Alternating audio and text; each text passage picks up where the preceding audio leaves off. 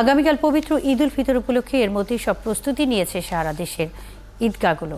কয়েক স্তরের নিরাপত্তা ব্যবস্থা সহ সব ধরনের প্রস্তুতি নেওয়া হয়েছে। এরই মধ্যে নিরাপত্তার স্বার্থে জায়নামাজ ও টুপি ছাড়া অন্য কিছু না নিয়ে আসতে মুসল্লিদের প্রতি অনুরোধ জানানো হচ্ছে। সহকর্মীদের তথ্য ছবিতে প্রতিবেদন। বৃহস্পতিবার সকাল ৯টায় দিনাজপুরের গৌড়ে শহীদ ঈদগাহ মাঠে ঈদের একমাত্র জামাত অনুষ্ঠিত হবে। এবার এখানে একসঙ্গে ৬ লাখ মুসল্লির নামাজের ব্যবস্থা করা হয়েছে। এদিকে কিশোরগঞ্জের ঐতিহাসিক শোলাকিয়া ঈদগাহ ময়দানে ঈদের প্রধান জামাত হবে সকাল ১০টায়। ৪ স্তরে নিরাপত্তার মধ্যে একসাথে ৬ লাখ মুসল্লির নামাজ পড়ার ব্যবস্থা হচ্ছে এখানে। এবার অনুষ্ঠিত হতে যাচ্ছে ১৯৭তম ঈদ উল ফিতরের জামাত। ঈদ জামাতে ইমামতি করবেন বাংলাদেশ ইসলাহুল মুসলিমিন পরিষদের চেয়ারম্যান আল্লামা ফরিদ উদ্দিন মাসুদ। খুলনায় ঈদের প্রধান জামাত অনুষ্ঠিত হবে সার্কিট হাউস ঈদগাহ ময়দানে সকাল ৮টায়।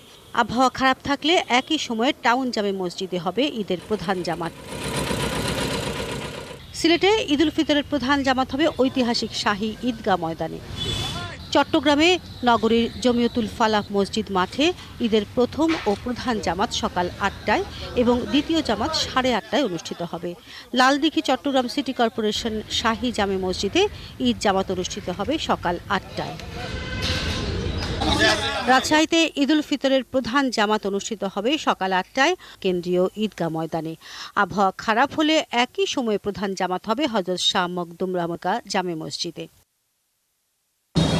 এদিকে বরিশালে সকাল ৮টায় ঈদের প্রধান জামাত অনুষ্ঠিত হবে নগরীর বান্দ রোডের হেমায়েতুদ্দিন ঈদগাহ মাঠে। ময়মনসিংহে প্রধান ঈদ জামাত অনুষ্ঠিত হবে নগরীর আঞ্জুমান ঈদগাহ মাঠে। প্রথম জামাত হবে সকাল ৮টায়। ময়মনসিংহ সিটি কর্পোরেশনের পক্ষ থেকে আঞ্জুমানের ঈদগাহ মাঠ পরিষ্কার পরিচ্ছন্ন সহ সব আয়োজন শেষ হয়েছে। শিল্পী মহলানবিশ ৭১।